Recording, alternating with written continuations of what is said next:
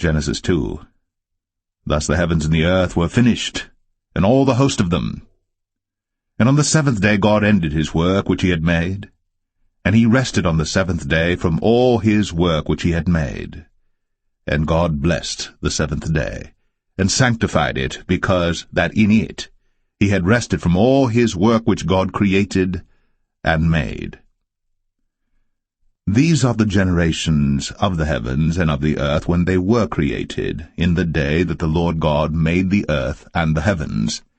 And every plant of the field before it was in the earth, and every herb of the field before it grew. For the Lord God had not caused it to rain upon the earth, and there was not a man to till the ground. But there went up a mist from the earth, and watered the whole face of the ground. And the Lord God formed man of the dust of the ground, and breathed into his nostrils the breath of life. And man became a living soul. And the Lord God planted a garden eastward in Eden, and there he put the man whom he had formed. And out of the ground made the Lord God to grow every tree that is pleasant to the sight, and good for food, the tree of life also in the midst of the garden, and the tree of knowledge of good and evil. And a river went out of Eden to water the garden, and from thence it was parted, and became into 4 heads. The name of the first is Pison. That is it which compasseth the whole land of Havilah, where there is gold. And the gold of that land is good. There is bdellium, and the onyx stone. And the name of the second river is Gihon. The same is it that compasseth the whole land of Ethiopia.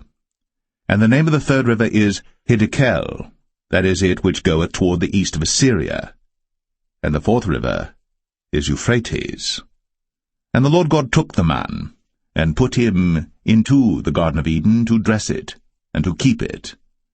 And the Lord God commanded the man, saying, Of every tree of the garden thou mayest freely eat, but of the tree of the knowledge of good and evil thou shalt not eat of it, for in the day that thou eatest thereof thou shalt surely die. And the Lord God said, It is not good that the man should be alone.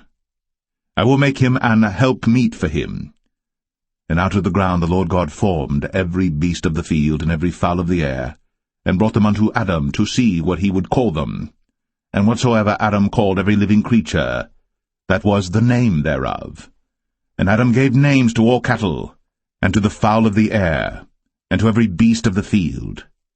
But for Adam there was not found an helpmeet for him. And the Lord God caused a deep sleep to fall upon Adam, and he slept. And he took one of his ribs, and closed up the flesh instead thereof.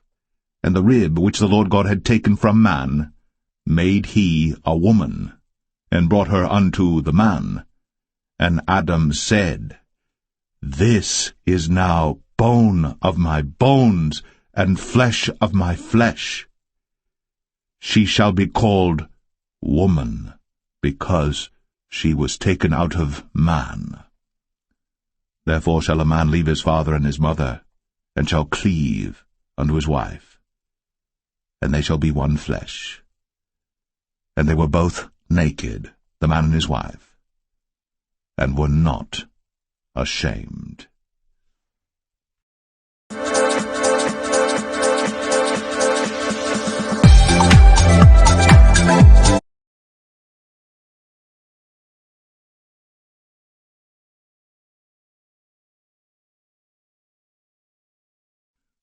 Genesis 3. Now the serpent was more subtle